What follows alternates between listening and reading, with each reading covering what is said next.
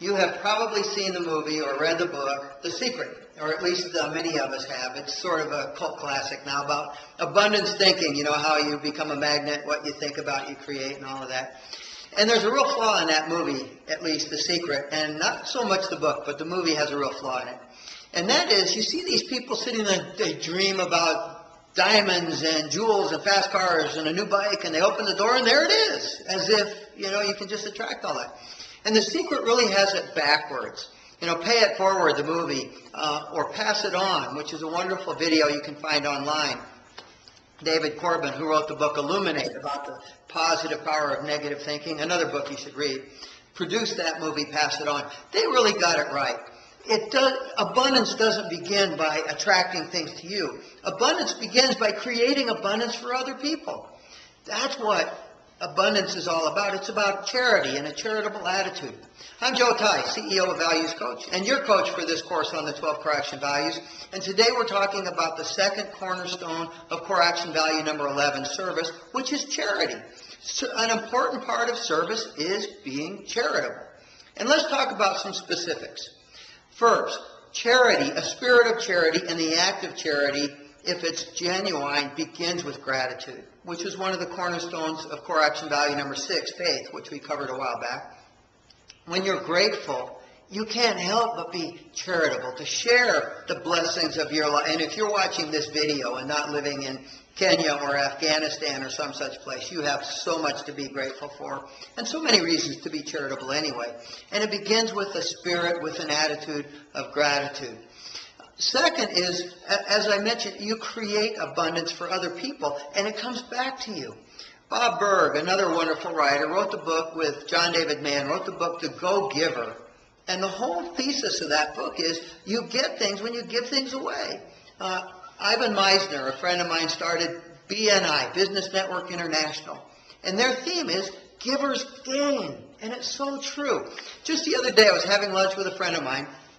We were talking about YouTube and how everything's free on YouTube. He said, well, yeah, Monty Python, the people who produce Monty Python, put all of their videos on YouTube, giving them away free. And guess what happened? Within the next year, they became the best-selling DVD on Amazon.com. Never would have happened if they hadn't given it away free. By the way, speaking of that, if you go to healing-story.com, you can download my book, The Healing Tree, absolutely free. Next thing that I'd suggest, and now I'm pushing your envelope a little bit, but that is adopt a spirit of extravagant generosity. And here's what I mean by that. If you're out having breakfast somewhere and you get a $7 breakfast bill, put a $20 bill down, put your water glass on it, and walk away. Give that breakfast waitress a $13 tip. You can afford it. For some single mom who's working 2 jobs, trying to pay the bills, trying to get her kids through school, having a $13 tip is a big deal. When you check out of a hotel room, put a $20 bill on the bed and walk away.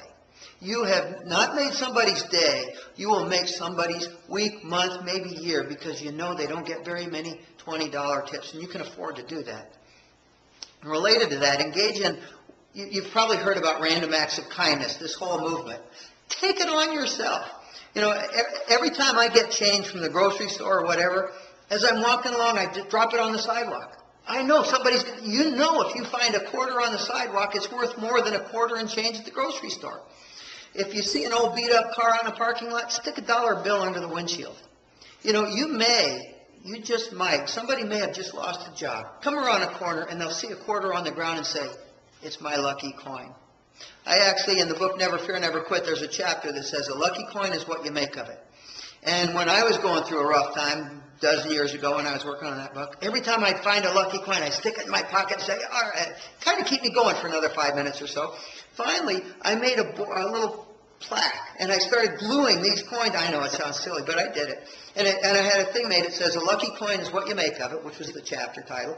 And once I got it full, that's when I started making my commitment to throw coins on the ground. And it's, if you come to my home office, it's up there on the wall, my supplemental retirement plan.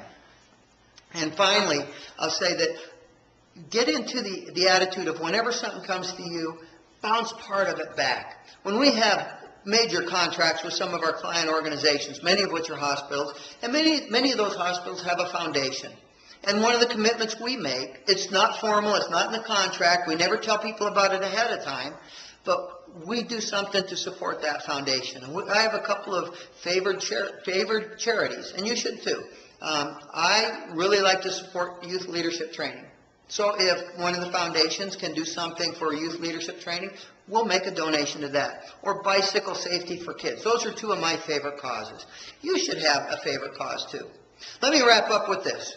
The next cornerstone, we're going to talk about compassion, which is an essential element of service.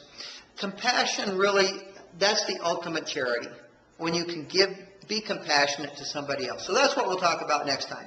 I will see you then. For now, think about what is something you can give away and to whom can you give it.